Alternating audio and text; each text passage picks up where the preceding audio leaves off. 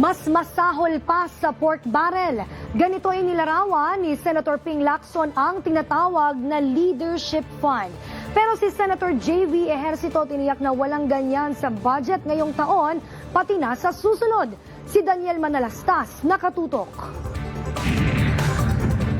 Hindi man illegal, kaya lang improper. Ito ang pagkabahala ni Senator Ping Lacson sa umano'y leadership funds na pinakawalang impormasyon ni dating DPWH Secretary Manuel Bonoan sa pagharap niya sa Sandigan Bayan. Sinabi ni Bonoan na may tig-kalahating bilyong pisong nakalaan sa bawat senador mula sa DPWH Leadership Fund. Ang mga kongresista kaya?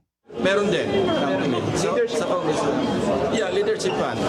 I don't know where they got that nomenclature. Kung ihahambing ni Lacson ang tinatawag na leadership funds sa pork barrel na isyong sumabog din sa mga nakalipas na taon, Parang ito yung sabihin na natin, ito yung descendant ng pork barrel, which was outlawed way back in 2014, di ba?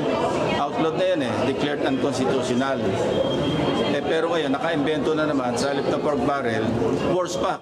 sabi ni Senate Finance Committee Chairperson JV Ejercito, walang leadership fund nitong 2026 budget at ganito rin ang gagawin nila para sa susunod na taon. Hindi rin umano lahat ng amendments o insertions sa budget ay masama.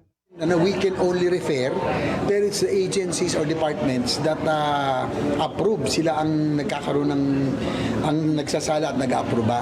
No? Wag lang magkaroon ng post-enactment intervention o kaya yung yung tinatawag na allocables. Ang masama, yung mag-i-insert ka, mag-amend ka, aka mag-i-insert ka, pero yung self-serving na parang nag-insert ka kasi kausap mo na yung contractor.